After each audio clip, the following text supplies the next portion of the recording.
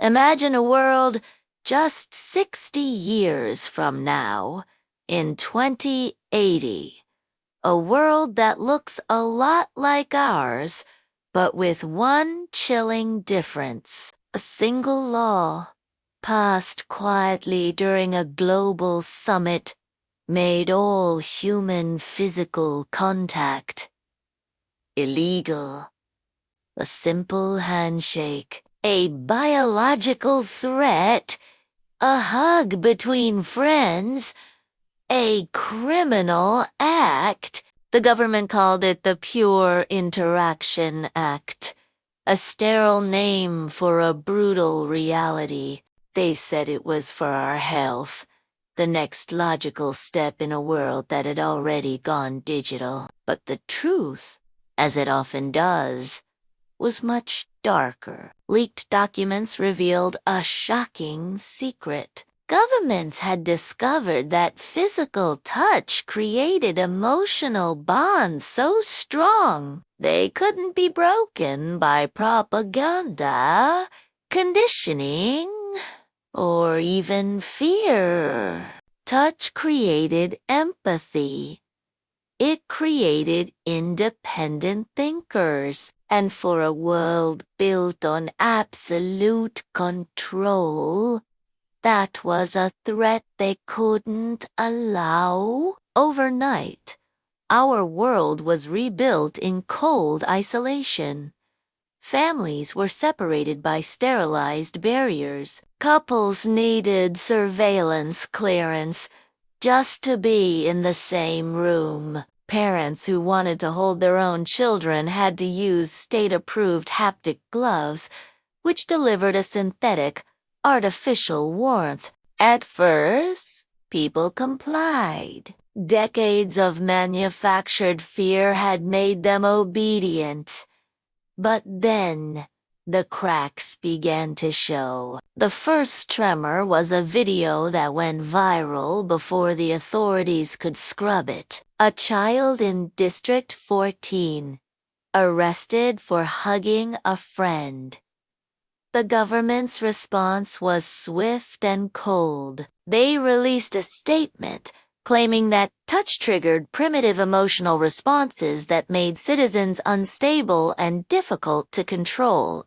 But a whistleblower from inside the Ministry of Compliance painted a different picture. She spoke of a phenomenon called attachment rebellion, a spike in oxytocin and empathy caused by unregulated touch, which made people question authority. Put simply, human connection was the enemy of the state. Enforcement became a suffocating presence in daily life. Drones patrolled the streets, their scanners searching for proximity violations. Public transport was fitted with force fields between seats. Homes were bugged with contact sensors, reporting any unauthorized closeness directly to the authorities.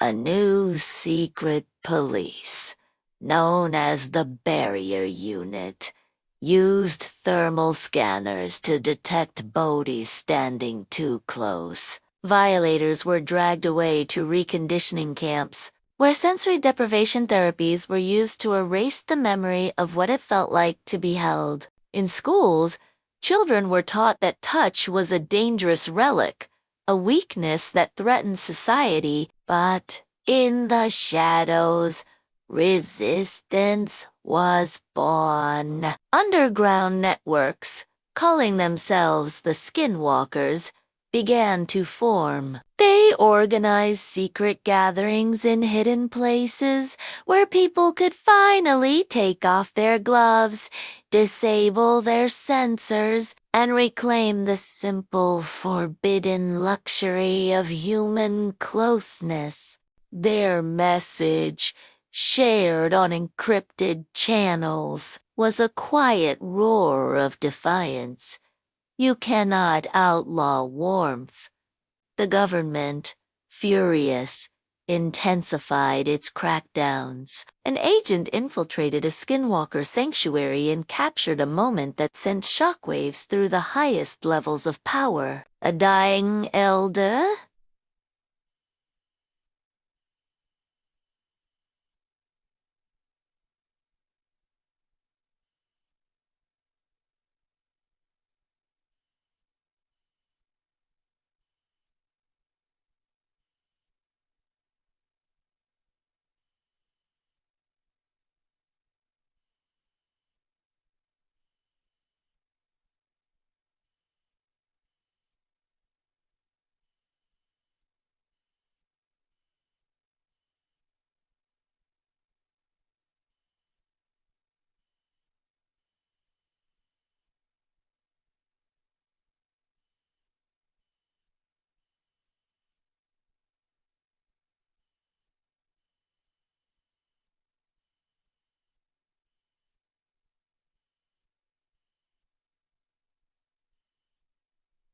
As he did, his biometric readings stabilized into a state of peace that no state-approved neural device had ever achieved. The footage was supposed to be a tool for propaganda, but it became a scientific bombshell. Tuts, it turned out, wasn't just emotional, it triggered biological healing. For decades, the government had suppressed research showing that physical contact boosted the immune system, reduced psychological stress, and improved cognitive function. To admit this now would be to admit their entire system was built on a lie. Meanwhile, a new sickness began to creep across the sterile cities. They called it contact starvation. A slow, psychological decay marked by paranoia, hallucinations, and a profound emotional numbness. Entire populations became silent, robotic. Citizens moved like ghosts, their faces empty, their spirits broken. The system, designed for control, was creating a society too numb to even be productive. Then, the machines themselves began to report the truth. Proximity sensors, meant to enforce the law, started logging violations everywhere. Couples meeting in secret, hidden under blackout hoods. Families staring down the barriers in their homes in the dead of night. Strangers standing just a little too close in public. A silent, shared act of rebellion. The government claimed the sensors were malfunctioning, but the people on the inside knew humanity was breaking.